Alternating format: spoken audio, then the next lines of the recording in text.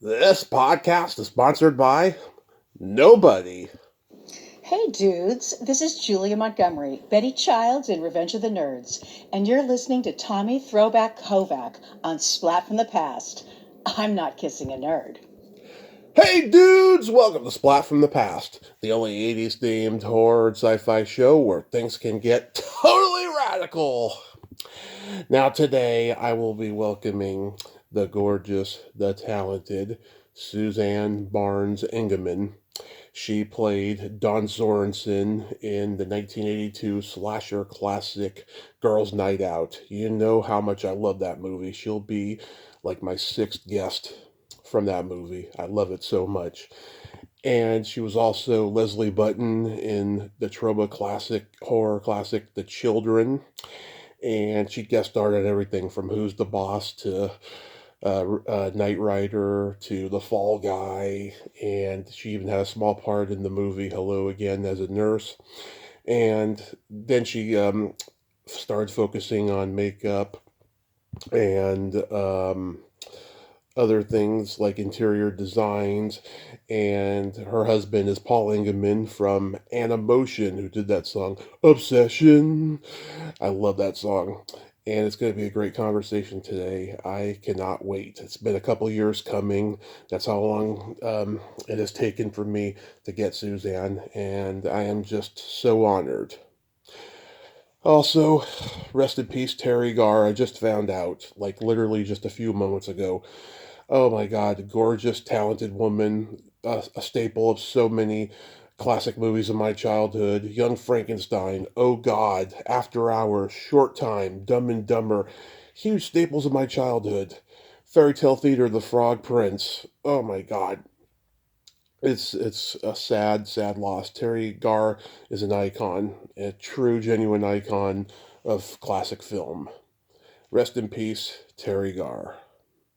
So yeah, here is my interview with Suzanne Barnes Engemann.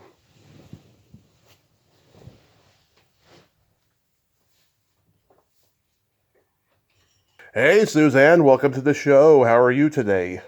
Oh, it's so nice to talk with you, Tommy. Thank you.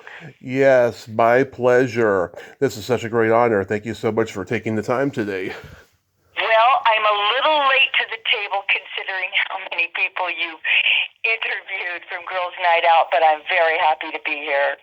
Awesome, awesome.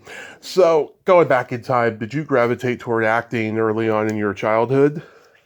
You know, what happened is I had an opportunity. I'm actually from Northern California, and then we moved to Arizona when I was in high school, and I started modeling a little bit, and then I met an agent from New York City. They brought me back to New York when I was 17, and I was with the Ford agency for many years. Mm-hmm. And that's kind of how I kind of got introduced to acting. I started doing commercials my very first summer that I moved to New York, and I ended up being like kind of a big commercial actress in New York. And that's when Tommy, we only had three networks, Oh, ABC, yeah. CBS, and NBC. And I started doing tons of commercials, and then it kind of led me to soap opera work, and then it led me to nighttime television and made-for-TV movies and things like that. So it wasn't so much something that I gravitated towards. It was like an opportunity that opened up, and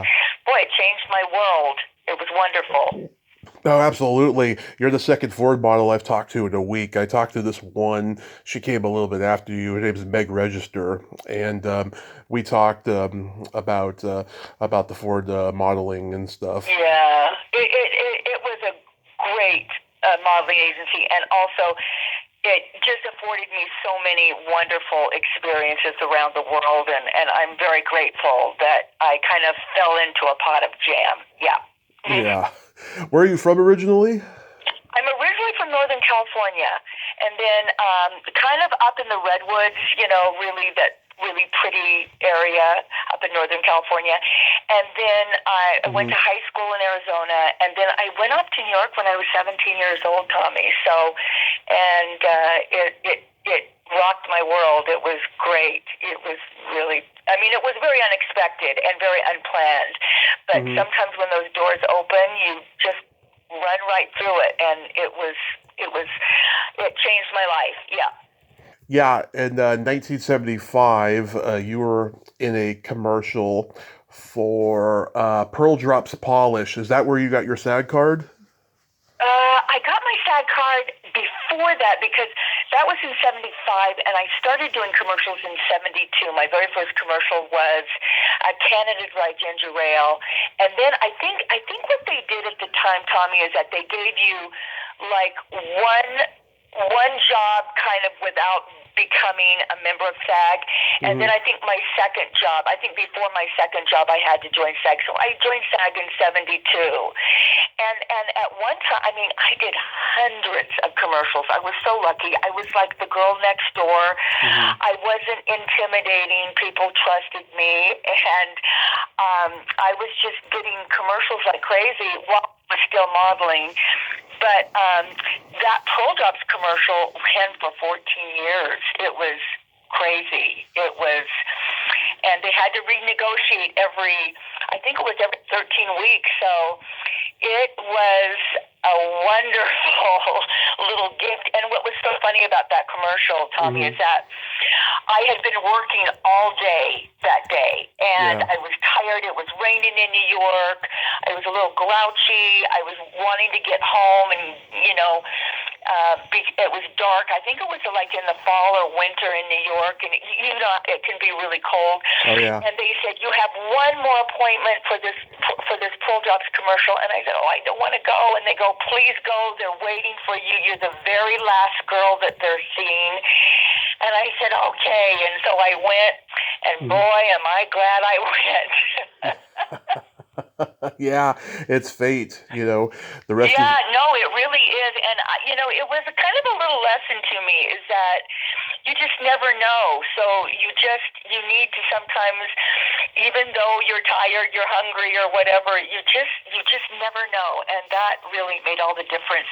At one point I had 20 national commercials running simultaneously on those three networks. And so, yeah, it was a lot of fun. I used to work with Matthew Perry's dad. Oh, yeah. John Perry. I worked with him a lot. I worked with, a lot of really good actors kind of early in their careers, doing commercials. It's a wonderful training ground, for people.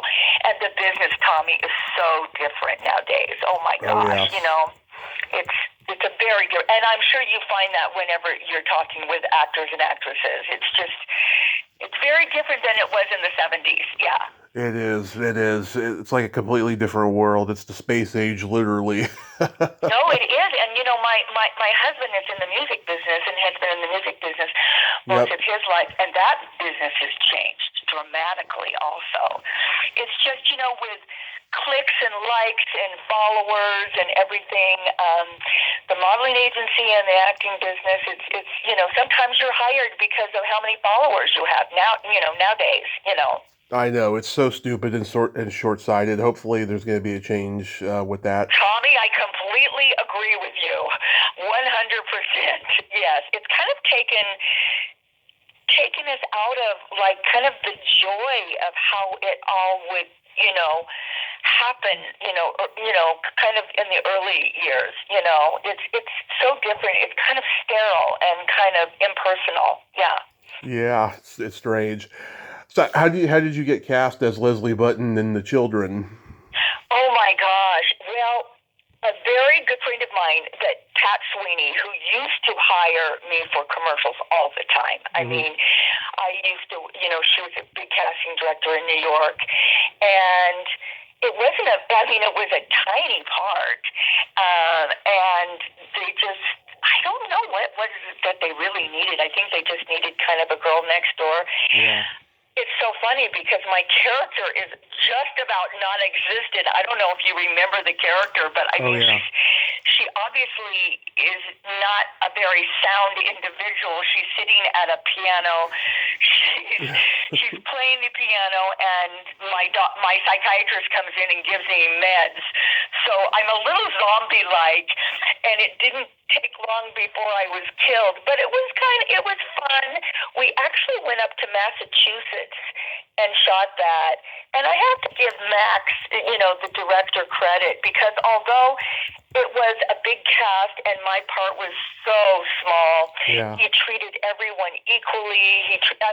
There was a lot of grace on the set, and I think it was like, I don't know, it might have been like a $400,000 budget or something for that. I remember that. And but we actually were, taken up to Massachusetts. We stayed there. Mm-hmm. And I just remember that when I got fried, I had so much prosthetics on me. And and I remember, I think we wrapped my scene at 2-3 o'clock in the morning. Everybody went back to their trailers or their hotels and I had to get into a shower and scrub that off for hours. It took me forever to get all that off. Wow. So that's my biggest experience with the children, is just getting those prosthetics off. Well, the fact that she's gorgeous and she plays piano really well makes up for the small part. Do you really play piano? I don't. I wish I did. I took piano when I was very young, but I'm not proficient enough, so that was a little bit of a fudge there. But I do remember specifically, it's funny, I remember the dog scene, because I was there when Gil, when they open up the door and the Doberman falls out. And of course, that was fake. It was a fake Doberman, but it looked real. But I remember that specifically. That was kind of funny. Yeah. Mm-hmm. Yeah, I talked to Rita Montone, who played Dee Dee, the dark-haired Italian girl at poolside, who's naked, smoking pot. Yeah, she has no memory of this movie at all, but she remembers the other horror movie she did that year, Maniac, but for some reason, she has no memory of this movie.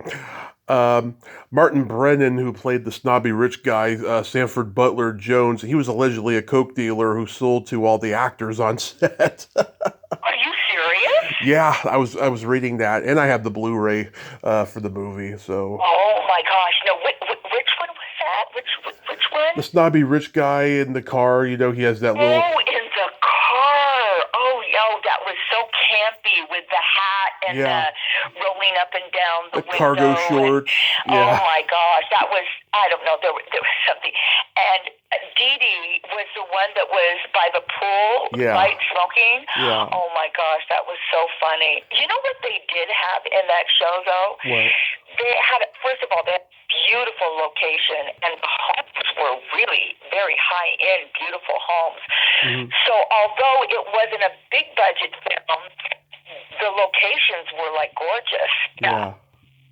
I agree. They look very great on screen. And Harry Manfredini's music is brilliant. He did Friday the 13th the same year. Oh my gosh. I've met him twice, and I had him on the podcast a few years ago. He's a very great man. You are an encyclopedia for this. I hope you're writing a book.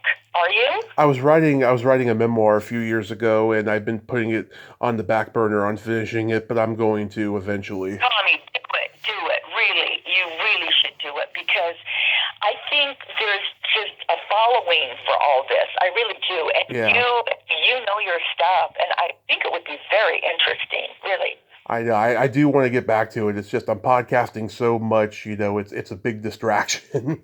Now, how often do you do your podcast? Do you do sometimes 5 days a week? Sometimes 5 days a week, depending on who I got and stuff. Yeah.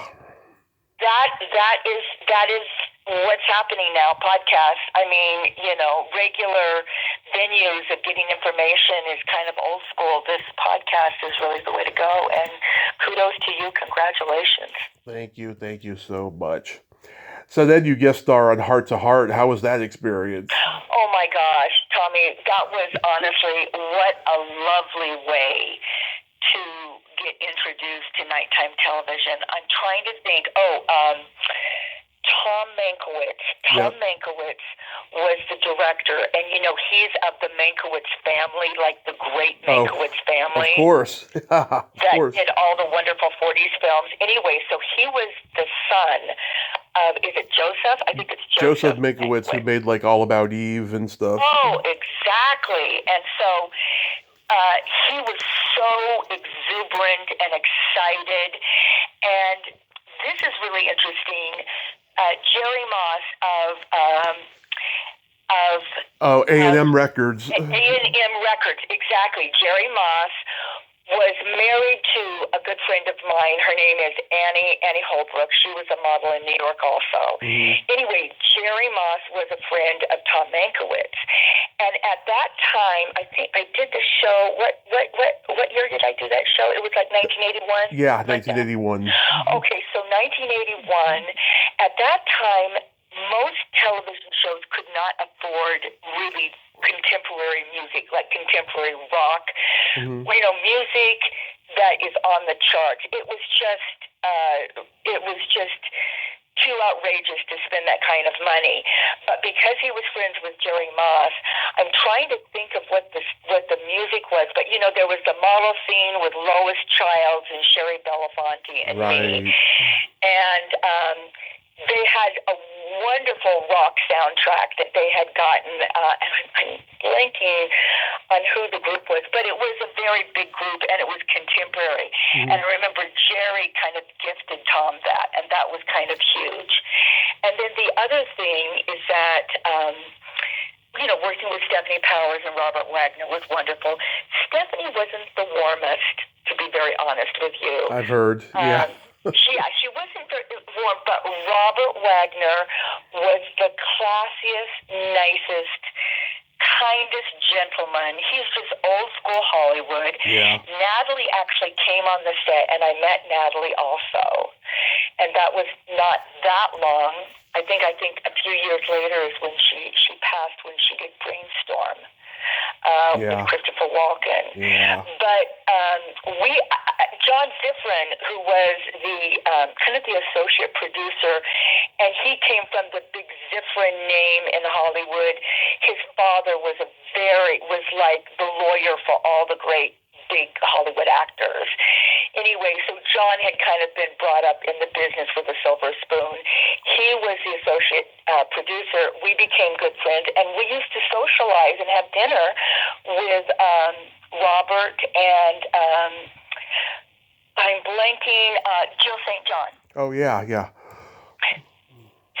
I actually knew Robert when he was with Natalie, and then I knew Robert after the tragic passing, and then when he was with Jill, and he was just lovely. So as my first foray kind of into nighttime television, it was so lovely and so classy. It really was. And also Michael Volbrock, which was like a very hot designer at the time in New York City and had been to Fashion Week in Paris. He did the beautiful models' clothes. And so there was a lot of firsts as far as that was concerned, as far as using, a very hot fashion designer to be able to have Jerry Moss's music. I mean, it was kind of a really fun thing. And Tom Mankiewicz is just, once again, he is like you, a walking encyclopedia of like Hollywood, Yeah. How about Chips? Oh, Chips. Eric, oh my God. Well, the fun thing about Chips was, well, first of all, Randy Oakes was a very good friend of mine, and she was the blonde, police officer. And Gregory Harrison's wife, too. Yeah, Gregory Harrison's wife, exactly. And Randy used to go out with Joe Namath when we were both models in New York. And I actually thought she was going to end up with Joe Namath. So she was kind of very big in New York because Joe Namath was huge in the early 70s. Anyway, so when I got Chips, Robert Pine, who is the captain, of Chips. He also is Chris Pine's dad. Oh, yeah. Which Chris Pine was just probably a little dead, or I don't even know, I'm not even sure if he was around. Anyway, so Robert Pine could not have been lovelier. He was starting to direct, and so it was kind of an honor that he hired me because, whenever an actor of a show show directs, they usually want to cast people that are going to make them look good. So that made me feel really honored that he cast me. It was really fun, and it was funny, and I kind of stayed friends with Michael Dorn and some other, Michael Dorn was in Star Trek, right? Oh, yep. And he and I became really great friends. John was Ponch and John, they were both fun. Eric was a bit of a prima donna. I know. Which was okay because that was his show. But I remember I learned the line, tea light. I remember, because actors, when it's their show, they always want to make sure the tea light, and that's, asking the lighting person to kind of fix a certain light that will just hit the main actor in their eyes and make them look dreamy and beautiful or handsome. Mm-hmm. And he was a little testy and kind of, he was kind of the cock of the walk, right. On the show. But we had fun, and I learned about key light, and I would always make sure that my key light was in position after that experience. So that was really fun. Yeah. Yeah, well, when you're the first Latino TV star, it carries like a heavy responsibility, and yes. You can have all these enablers. Chips at that time, Tommy, was like one of the. I mean, it was like either in the top 5 or top 10 shows on television. It was huge. I still have my uniform from Chips too, so that's kind of fun. Yeah. That's awesome. So yeah, you are my 6th guest from Girls' Night Out. Julia is a dear friend. Laura Marie Taylor has been on 3 times. Rotanya Alda has been on 4 times. Laura Summer and Paul Christie I've had on once. Oh my God, that's why I said I was late to the table. Yeah. I'm kind of bringing up the rear on this one. Yeah, well, it's funny. I get a little intimidated at times. I always wait a while before reaching out to somebody until I get more confidence, right? And you were certainly in that case. No, that's okay. No, you have been so kind in reaching out to me, and I've been a little bit of a pill just with my schedule. But I'm so glad that we could work this out. Yeah. Did you ever have James on? James who? James Carroll. Oh, James Carroll. Oh, no, I didn't. No. Dang, because he had such a pivotal role. I would think that he could bring like a lot to the table on that. But I thought about that too. Julia is charming and lovely, and Lauren Lee Taylor, and also Lois Robinson. Mm-hmm. She's out and about still, and I thought Laura Summer was just adorable. Oh yeah. And Susan Pitts is actually still a very good friend of mine. Nice. Susan married Hudson Hickman, who was one of the producers on like Dynasty and all of the, Love Boat, and they're now living, I think, out in Nashville or someplace on the East Coast, and he does all of the Dolly Parton, into TV movies where, like The Coat of Many Colors. Anyway, Susan is lovely. Rotanya Alda, I mean, what a charming, lovely actress. Oh, yes, one of the best. And to have her on as many times as I have, and hopefully I'm going to be having her on again soon. She is. I think she's classy. She's very tasty in her roles, mm-hmm. And it was sad that her husband Richard passed away. That was very tragic. But Rotanya, I think Rotanya might be in her. I think she might be in her early 80s, but she is. I mean, she is someone that could work forever, because she's lovely. And Hal, of course, I'm sure from what some of the others said, we didn't have a lot of interaction with Hal. Yeah. David was a little standoffish. He might have felt a little uncomfortable. This might have been one of his first roles. I'm not sure. Yeah. David. And I think it was kind of common knowledge that Hal was doing the show as kind of a forum for David. Mm-hmm. I remember Robert Duvall was lovely. He was very charming, had a lot of patience, was very kind. And the very end, I think when I get mauled, but noted I don't die, right? Yeah. I was mauled, but I didn't die. But I was in the room when Britannia and Hal actually had that little interaction and revealed herself, which was kind of fun, you know, to be able to be in the room with James and I and Britannia and Hal. But other than that, we didn't see a lot of Britannia or Hal. And I'm sure you remember this, but my scenes were pretty much with James, and I just had, I think, one or two scenes with Tony Schultz, who played, I think his name was Bud. Yes, Bud Remington. Yeah. Yeah, he played my rich, kind of preppy boyfriend that I didn't really care for, but I was kind of marking time with.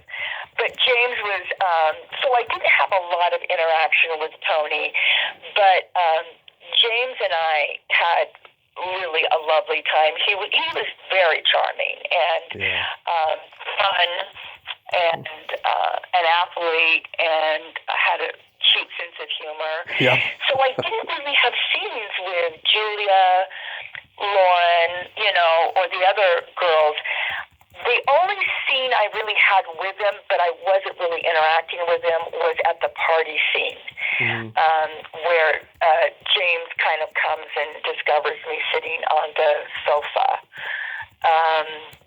And I remember being in kind of a holding tank, like it was wherever we were shooting, there was like a big, like, rec room. Yeah. And we were all dressed up in our different, costumes. Yeah, I want to ask you about that costume. Like, you look like you're an Egyptian belly dancer. Is that what you were supposed to be? Yes, it was kind of an I Dream of Jeannie kind of. Yeah. Yes, exactly. You're exactly right.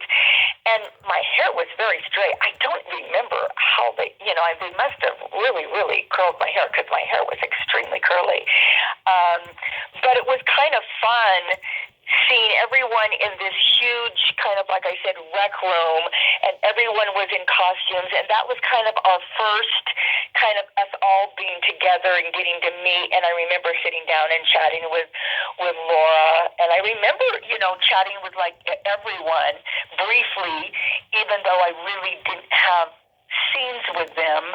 They were around and about, during our scene. Right. But I think Julia and Lauren and all the other women and men kind of had a little bit different experience because they had so many scenes together.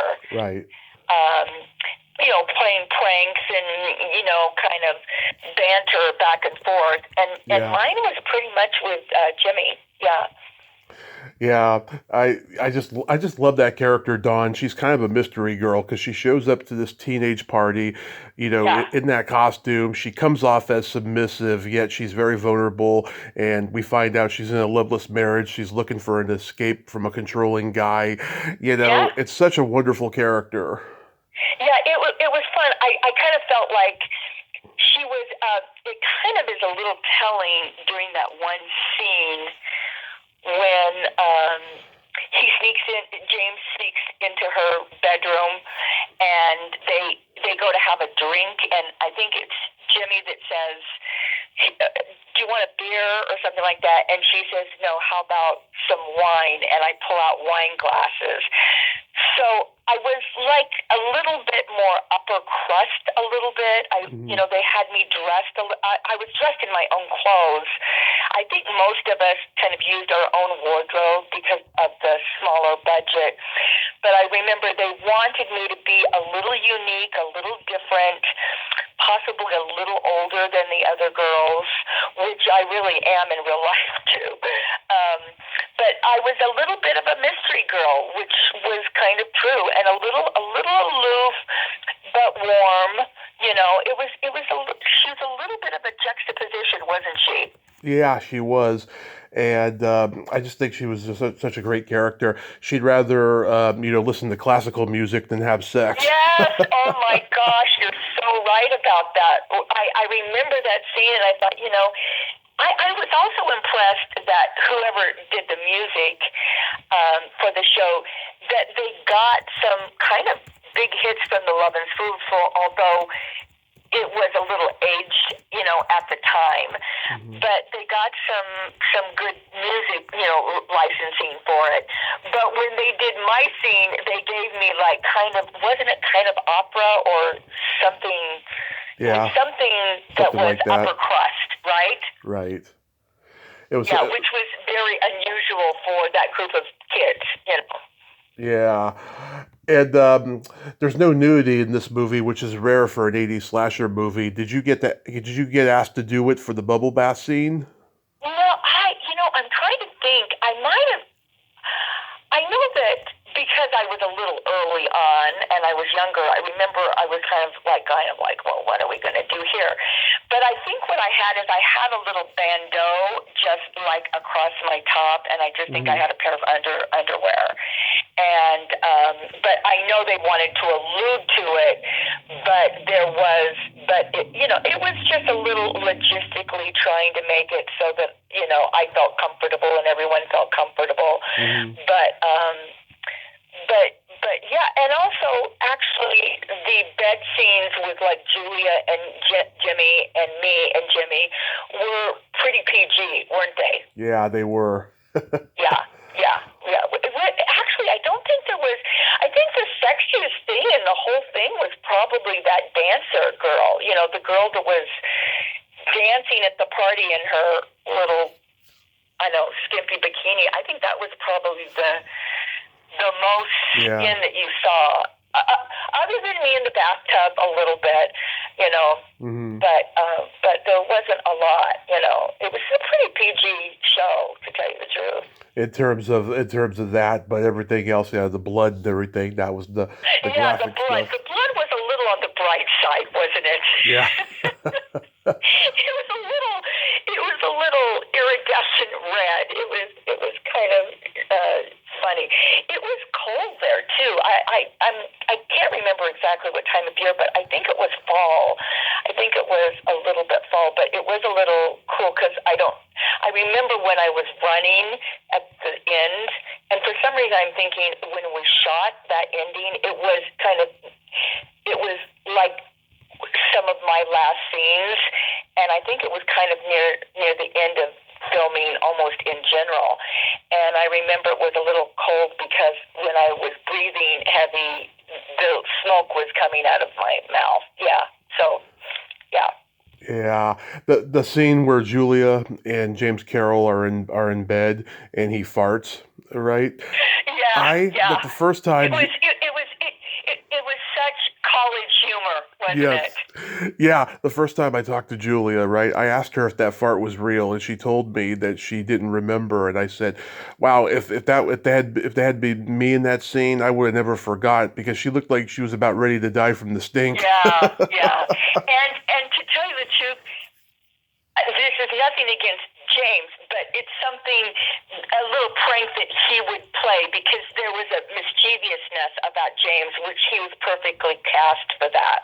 Right. He just had like a little twinkle in his eye and a little devil. I don't know how he did that, whether it was probably just, Walla that was kind of, laid in, but that was a cute scene. Yeah. Yeah. Mm-hmm. Did you participate in the Blu-ray of it? No one ever reached out to me, so I don't think so.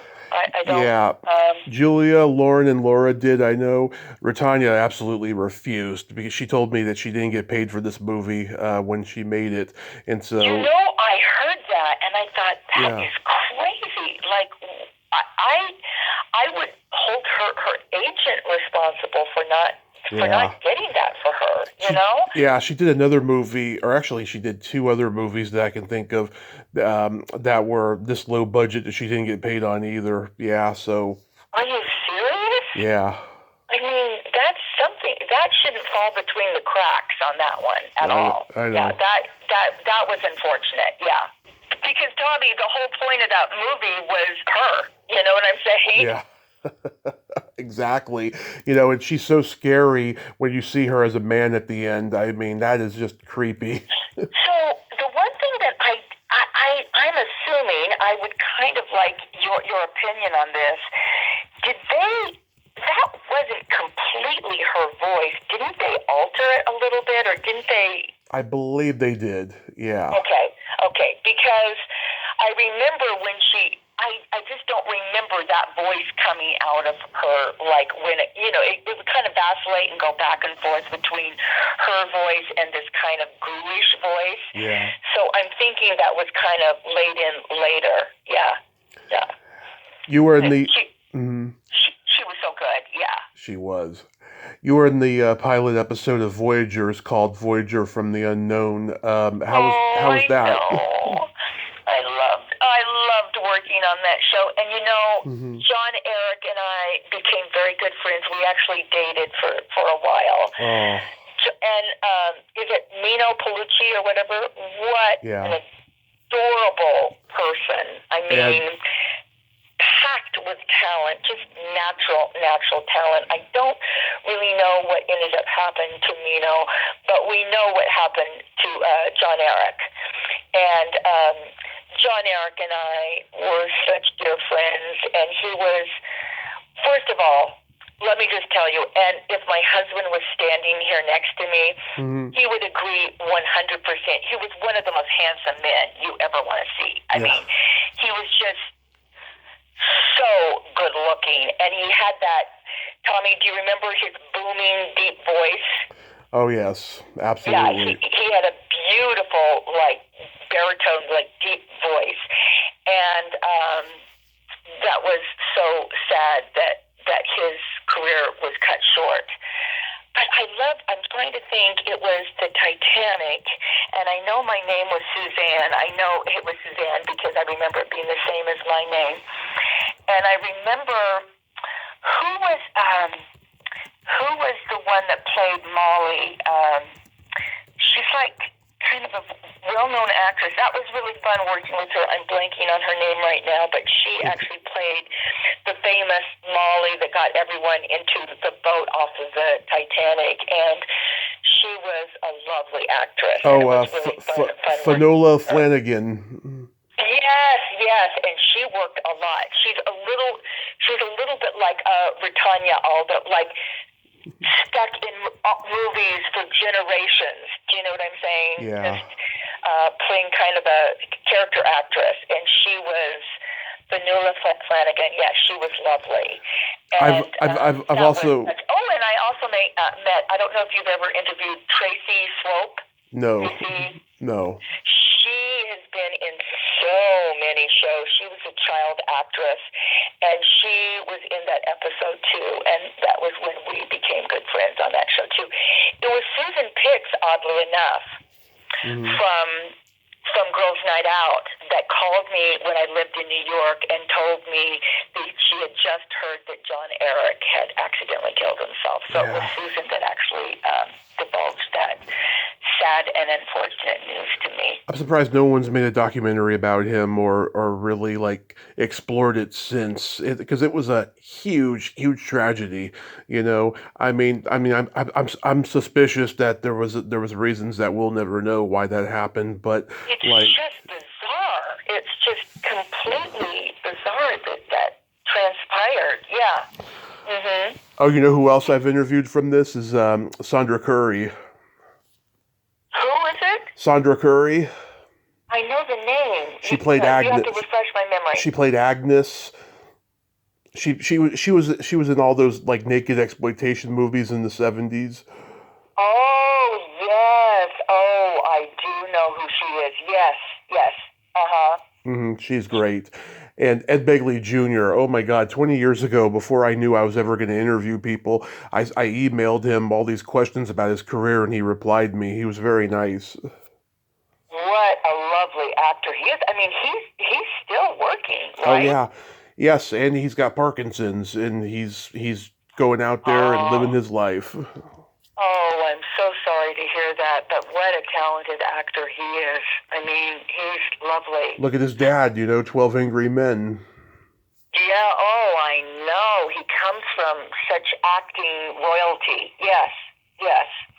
Oh, you've interviewed so many interesting people. You really have. Lots of people. Yeah.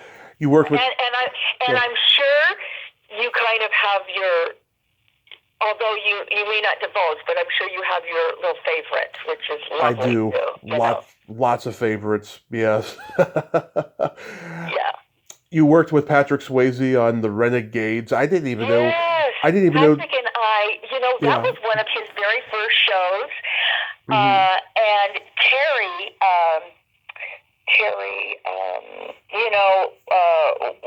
I'll look it up. Terry, who played, it's the guy that dies and they carry him around for like weeks. Oh, Terrence Knox? What? Terrence Knox? You want to tell me? What? Terrence Knox? Well, Terrence actually was a good friend. Oh, Terry Kaiser. Yes, I love Terry Kaiser. Yeah. Terry and I, and actually Terrence and I became pretty good friends too. I haven't seen Terrence in ages, but Terry and I became really good friends. I met him. We used to hang out in Los Angeles a lot. I met Terry Kaiser at a convention. He's the sweetest guy I've ever met in my life. Oh my gosh, he is adorable. And Patrick was just as green as can be, and we became friends. And I lived between LA and New York, and so I would kind of go out for pilot season, and then I would go back to my apartment in New York. So I was really living in both places. And whenever Patrick would come into New York, we would get together. We would have dinner. We would go to Studio 54 or whatever. We were always just really good friends. He had, I don't really know if he was married at the time. She might have been his girlfriend.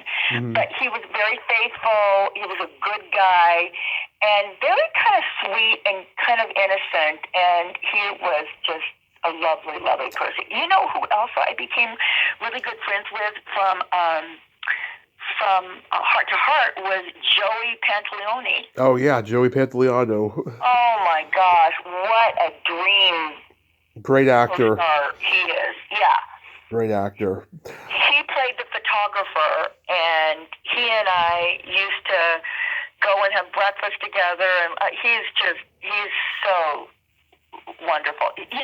And that's the real joy of whether your part is big or small or whatever, you meet other talented, lovely actors, and you get to become friends with them. And I know that sometimes we're only in each other's lives for like a season, but those seasons are still special, and the memories are still there. And often we lose track of people in the business just because of the nature of the business and where people are living and where their lives go. But I have such lovely memories with so many lovely people in all these different shows. When I did the show Hotel, James Brolin, who was the star of it, right? He was also directing that episode, and I got to work with him as a director. And I remember him taking us over to the set right next door to when we were doing Hotel, and he said, "Do you want to meet my son?" Yeah. And I said, "Yes." And so he took us next door, and they were shooting Goonies. Yep. And it was Josh Brolin when he was just a kid. Yep. And I don't know if you remember the scene in Goonies where they have like the huge mound. It's like this huge, kind of man-made mound. And I remember they were shooting that scene, and that was really fun. And I got to work with Jonathan Frakes, which was from Star Trek Next Generation. Right? Yep. Yeah. Jonathan was my rapist or abuser, and I worked with Patrick O'Neill, which, if you remember the old Alfred Hitchcock's and Twilight Zones and all the the early TV shows. I mean, he worked like crazy, Right. And that was really fun to work with someone that had been in the business such a long, long time. Yeah. How was guest starring on Knight Rider? Yeah, I was just going to say Knight Rider. Talking about working with someone that had been in the business a long time. Peter Mark Richmond. Yes, Mark was very much like, Patrick O'Neill, like just one of those people that is in like every show. Yeah. And he's a pretty serious guy. Yeah. Very nice, very proper. That was really fun. David Hasselhoff and I became friends. And this is just a little piece of trivia, which is so fun, Tommy, is that, so Knight Rider was like a regular, 1 hour episodic television show, but then it was so popular that they started doing these 2-part made-for-TV movie, Goliath, right? Yeah. And the first Goliath, there was an actress by the name of Sean... Weatherly? No, her name was Sean. I think she was going by Sean Southwick or Sean Engemann. I'm not sure exactly. Sean Southwick. I think that's right. Right. She ended up becoming my sister-in-law. Nice. So she was the main guest star for the first Goliath. Right. And then when they came out the next year with the second Goliath, because the Goliath, it was first Goliath and then the second was Goliath Returns. And I was the main actress in the Goliath Returns. And we didn't know each other, but then a few years later, we became sister-in-laws. She's the one who's married to Larry King, right? That she was in the first one, I was in the second one. And then Rebecca, who was the regular on Knight Rider, she was a friend of mine from when I first went to New York in the early 70s. So that was really fun working with her. And I loved, who was the ghost in Mrs. Muir? Help me. Edward Mulhare. Edward Mulhare. Oh my gosh. He's like an old-fashioned movie star. He was so handsome, so charming. He just set the tone for the entire set. He was just classy, And I loved working with him too. That was a really fun, and it was fun because I got to be in KIT, and I remember when David Hasselhoff ran off to run inside. He was trying to save the day, and he told me to stay in the car.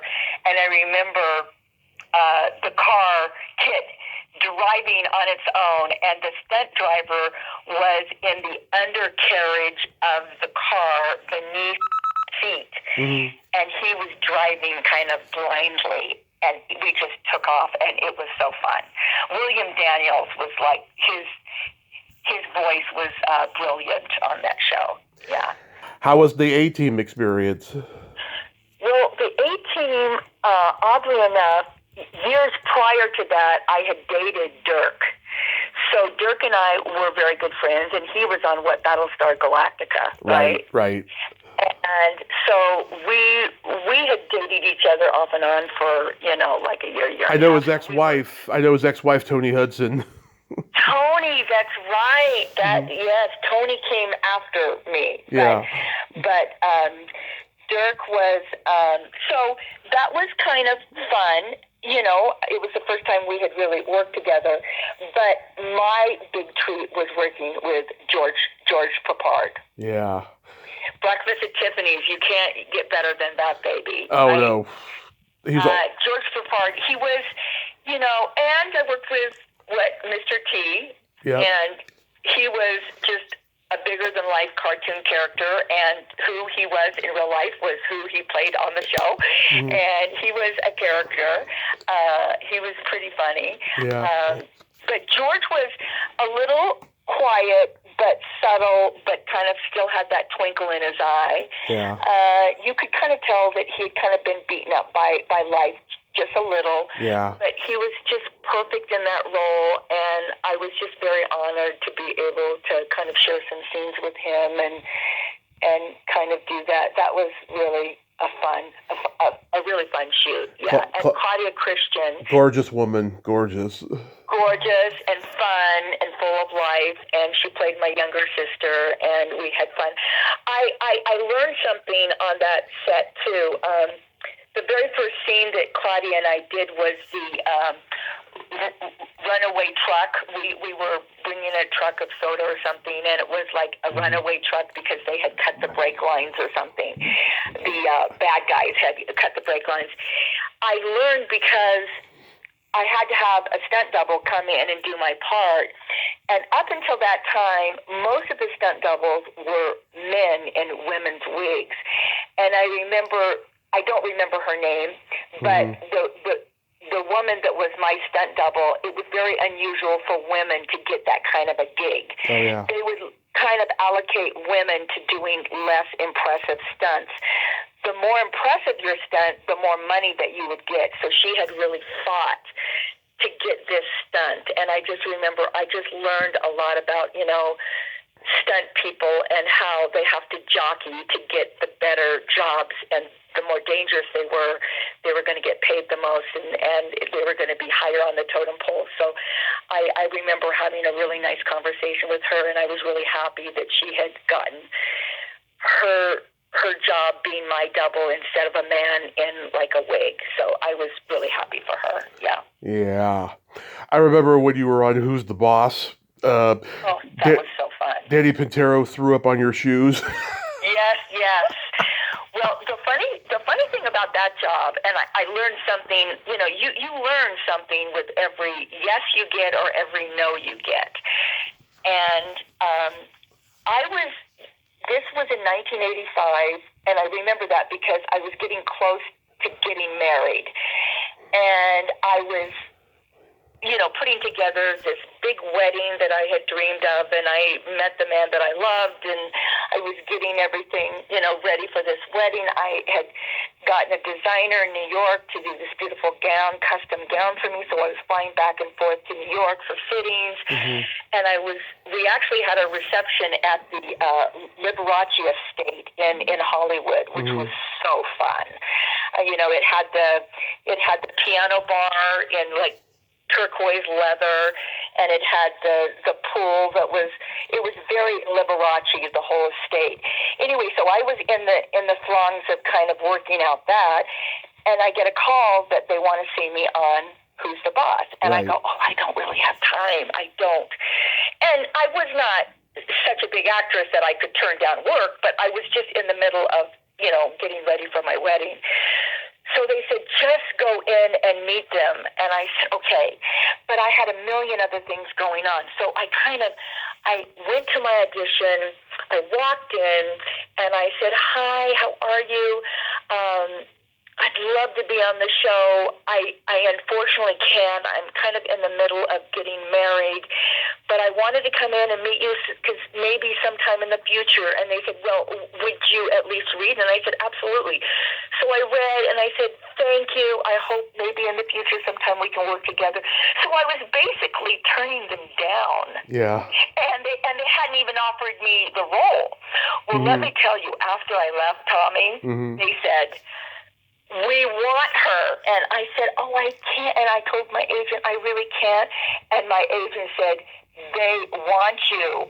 And I said, and I was able to work it out. But I was being sincere when I said that I couldn't do it. But I ended up doing it, and it was a 2-part episode, so it was 2 solid weeks. And I was able to work it out. But what I learned is they don't like when you say no to them. No, they don't. And it sounded strategic, but it actually wasn't. It was just me being sincere. Yeah. But I learned whenever you go up on a show, don't be so anxious to get the show because they can feel it. Yeah. And they knew that I had other things going on, and it just made them want me more. And that was Judith Light, by the way. I don't know if you've ever interviewed Judith. No, she's too big. Oh, she is such a classy woman. She was pure class. The director, I think his name was Assad or... Yeah, Assad Khaleda. He was a big sitcom director. And he did almost every episode. And it was the #1 show. When I did the show, that was the #1 show. Oh, yeah. In the country. And I remember, these 3-camera shows don't go on location normally. They just do it on the set. And because this was a 2-parter and they were supposedly, flying out to California for her ex's wedding, then we went to Malibu and we did all the, running on the sand out there. And I was, the giggly, not too bright, bride to be. And, but I remember Alyssa and Danny being so young. And I remember Judith brought me a beautiful gift for my wedding. Mm-hmm. And I remember Tony sending me like a huge bouquet of roses on the day of the opening, of the show. And it was a fun shoot. Catherine Hillman was not that friendly. Yeah, I've heard.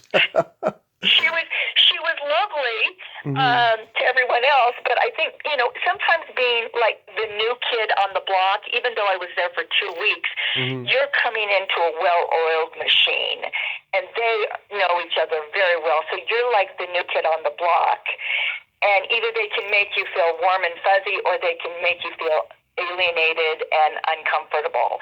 And she didn't do me any favors, but Judith made up for everything. That's wonderful. That's wonderful. I remember when you were on The Fall Guy. Was that fun? That was when.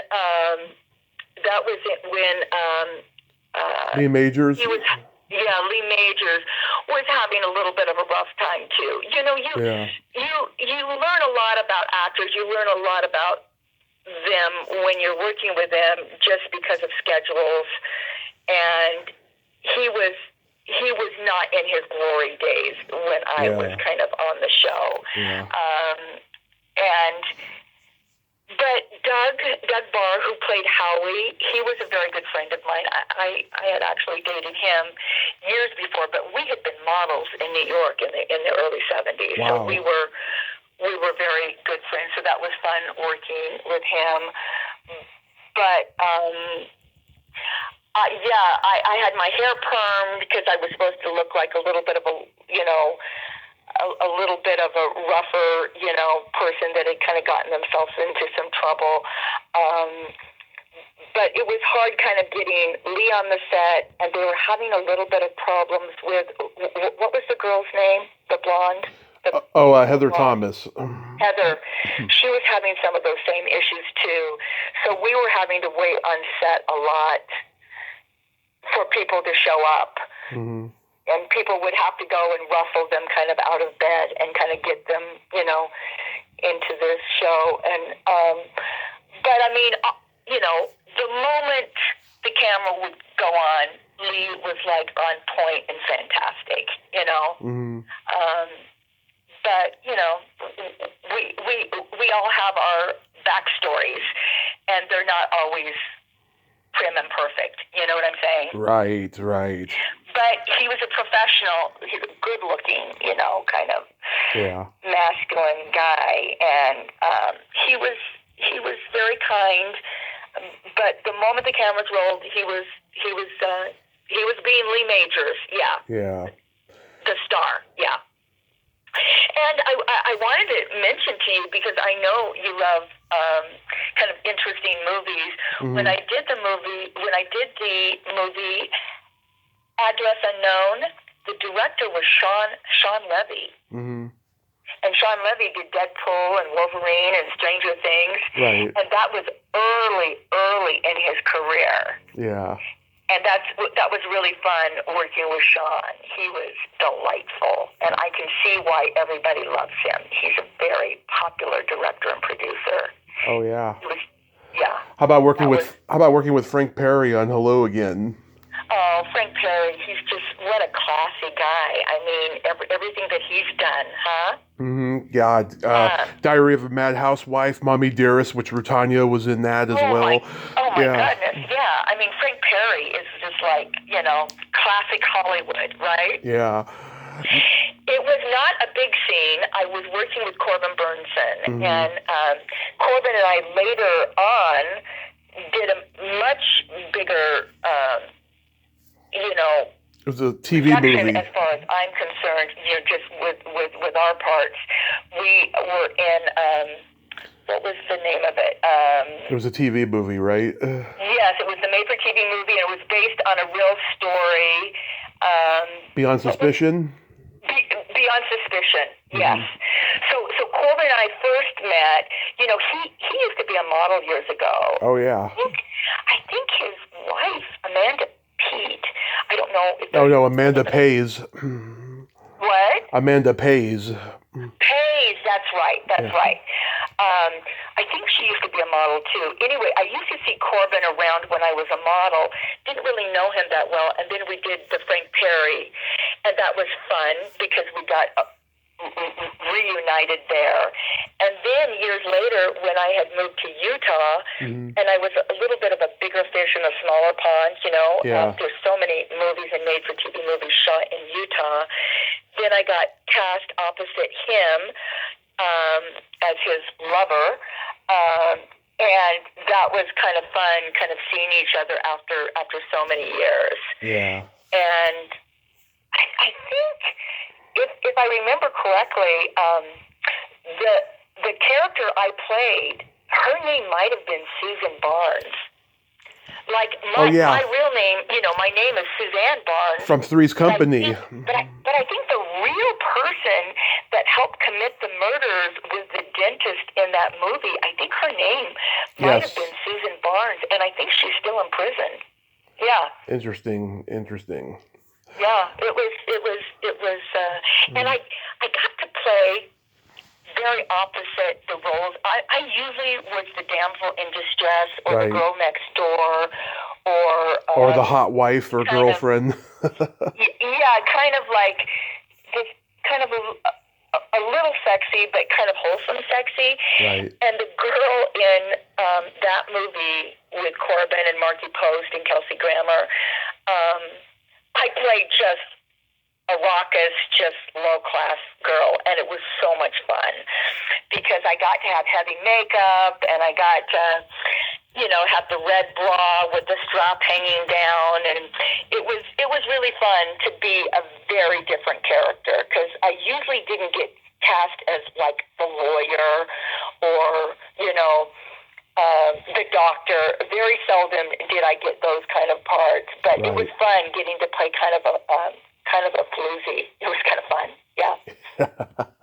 So what made you leave acting for, you know, design and makeup and all of that? Well, I think what happened was I had our son, and then my husband was in the recording business. His parents had moved to Utah. His father had been vice president of Capitol Records and had signed the Beach Boys and Bob Seger and a lot of huge. He was very big in the record business. And his mom was my mother-in-law was very big in the. She used to sing. She was a studio singer for like Elvis and Barbra Streisand and like everybody, you know, Neil Diamond and like everybody in the music business. Well, after he left Capitol Records, then the Osmonds asked him to be their manager. And so they as a family moved up to Utah because the Osmonds had just opened up that big studio that they used to have a weekly show up and fly all the big stars up to their studio. So they moved up here. So a couple years after we had our son in LA, we kind of came up here for a summer to kind of regroup. And 30 years later, I'm still here. Right. And so what happened was I started doing a lot of things locally here in Utah, and you know, and I really got a lot of work here. I played my first, you know, young mother roles, and which was kind of unusual but fun for me. And I would get, you know, made for TV movie parts, Mortal Fear, and a few other ones up here. And then my husband and I kind of started doing interior design, and it was just came naturally. And I'm a creative person. My husband's a creative person. Right. And we started doing it together. And so we did like really high-end homes. We kind of fell into it. Someone kind of asked us to do it, and we said, well, shall we do it? And we started doing it, and we ended up on the cover of Architectural Digest, and that was really fun. And I love spending other people's money, Tommy. It was really fun. And I think what happened after a while,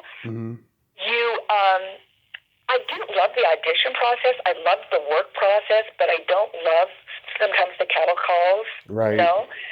And so it was kind of fun playing the shots myself. But I'll tell you one thing I did get involved in here in Utah that was really fun. Mm-hmm. I don't know if you've seen any of it, but it was the Tex Murphy video games. No, not too familiar. I was hired in like 1994. There was this software company in Utah that were starting to do video games. They were doing the golf simulation, that was so big. Mm-hmm. And they started doing this video game. And it was based on kind of a gumshoe. It was kind of a Blade Runner type. Oh, yeah. Like an old-fashioned 40s guy set in the future. Right. And I was cast as his love interest. And it was set in the future, like, kind of like Blade Runner. Anyway, we did that. It was on a green screen. And there was different paths you could choose. And I'm not a video person. But for the next 20 years, we did 4 or 5 of those video games. Mm-hmm. And it became a cult classic. The last time I did it was in 2014. But I got to work with which you will love this, Kevin McCarthy. Oh, yes. Invasion of the Body Snatchers. The Body Snatchers. I mean, you can't get better than that. Death of a Salesman. Yeah. Yes. All the Joe Dante movies. Yes, and I worked with Barry Corbin, Tanya Roberts. I worked with Michael York, Richard Norton, Rebecca Broussard. I worked with June Lockhart, Steve Valentine. Worked with Margot Kidder. I mean, Brian Keith. Wow. James Earl Jones they actually got James Earl Jones to do the voiceover. Nice. So that was kind of a very fun and unusual, and they eventually brought in a director, an Australian director, that ended up doing live action in front of the green screen, and that was really interesting, very interesting. And so I did that from 1994 to I think it was 2014 or something, and it was kind of fun having a reoccurring character come back. Mm-hmm. And let me tell you, that is like a cult with video gamers. It's a really fun video. I'm not a video game person, but you can go on YouTube and you can see a lot of the outtakes from the shows that we did. But that was really fun, and that was here in Utah that I got that job. So. That's awesome. So how did you meet your husband? Well, we met briefly in Utah for about 5 minutes through a friend, and then 5 years later we met in Los Angeles. From first date to marriage, it was I think he asked me to marry him within 6 weeks, and we were married within 6 months, and it's been almost 40 years, Tommy. So congratulations. Nothing was right. I'll have you know I'm a huge Animotion fan. Oh yes. Well, you should be a huge Device fan too. I don't know if you know Device. I know who they are. I'm not too familiar with the music. Holly Knight, who wrote, Love is a Battlefield, You Better Be Good to Me, One of the Living. I mean, the list. Oh yeah, her band. That's right. Yeah, because yes. Yeah. And she's written for everyone. Anyway, I know. So she was it was her band that she was starting in 1985 or something, and she chose Paul to be the lead singer, and that album 22B3 is like a classic. It's like a cult classic, and Paul has such a beautiful voice. And he also, in 1984, he co-wrote, he worked a lot with Giorgio Moroder. Oh yeah. And he did the theme song for Skullface. I've interviewed Joe Esposito, who worked with Giorgio Moroder. Oh yeah, and Giorgio is one of Paul's best friends, and Paul has written a lot of songs with Giorgio, and they co-wrote the theme song for the 1984 Summer Los Angeles Olympics. Yeah. So fast forward, Tommy, to about 2 months ago, it was in August, they called Paul and they said, we want you to come. It's the 40th anniversary of Reach Out for the Medal. And they flew us to Paris, and he sang 2 of the songs that he had co-wrote for from the Olympics from 1984. He sang at a big gala event. Sharon Stone was the co-host. It was for Michael Phelps and Carl Lewis and Greg Louganis. And we were in the heart of Paris at the George V Hotel, and we had the best time. Oh. It was so fun. After 40 years, he hadn't sung that song, and he sang that song. It was really, really fun.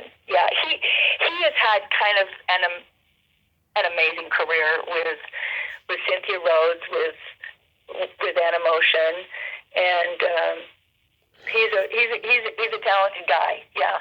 Yeah, that's so awesome. God bless you. It's not easy being in a marriage, from what I've been told and what I've seen. You're right, and especially, Tommy, having two people that are in the industry. I mean, that can work for you, or it can work against you. And I feel like it worked for us, because whenever I would do those scenes, like, the scene that I did with Corbin, we were rolling around in bed, and it's like I would come home, and he said, "How did it go?" And I said, "Well, it was good." It's always a little uncomfortable to like do those scenes. You don't know someone that well, and they say, "Okay, action," and you got to jump right into it. But he was just, because he had been in the business and his whole family had been in the business, it was like, hey, it's just work as usual. Did you do a good job? Yeah, I think so. Great.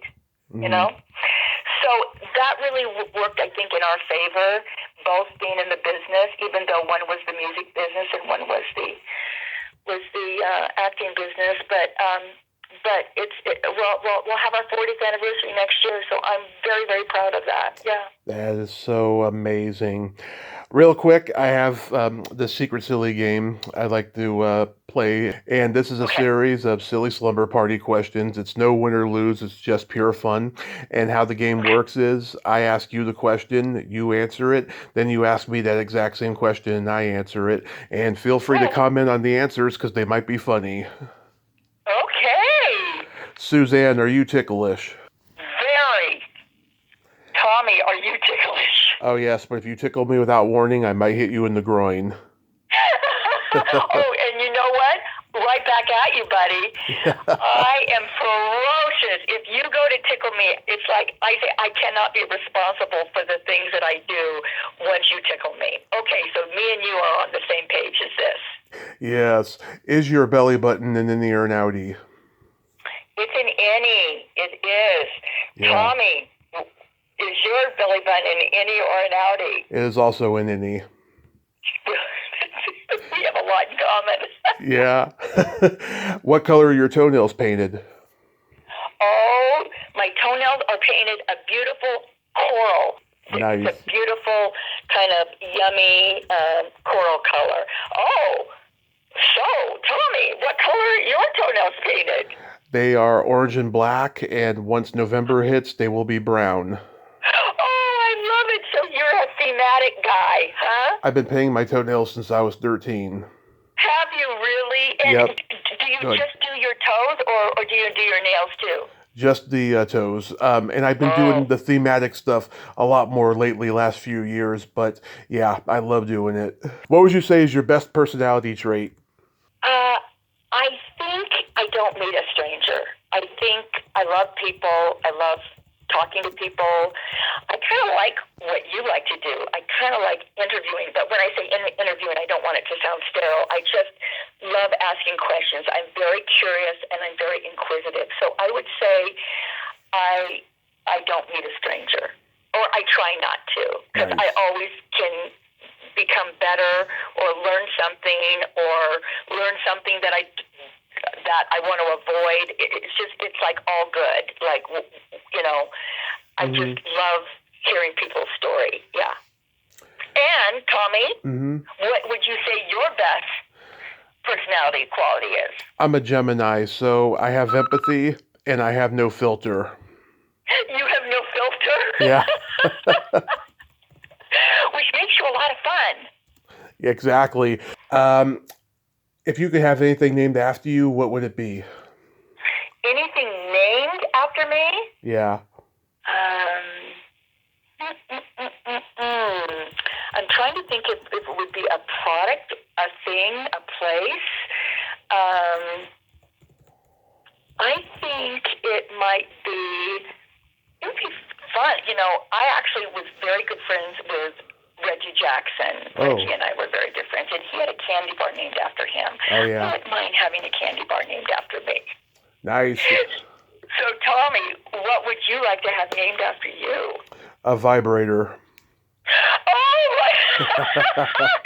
well, is it because it does so many tricks, or why? Well, it's just a manifestation of my queerness, you know. And yes, I do have a collection. Well, you know what you can do. Even if the world doesn't know the name, you can always draw on one, and you can actually make it so that it is named after you. I know people have told me that I can get my name engraved on one. I think I'll do it eventually. I think you should. And then my favorite question, is there a stinky smell that just makes you gag? I got a pretty strong stomach. I really do. Mm-hmm. Not James farts. I'm trying to think of something that really makes me... You know, probably that really terrible egg smell. Oh, yeah. Or that rotten egg. Mm-hmm. Broccoli can be pretty putrid also. Oh, yeah. So, yeah. Okay.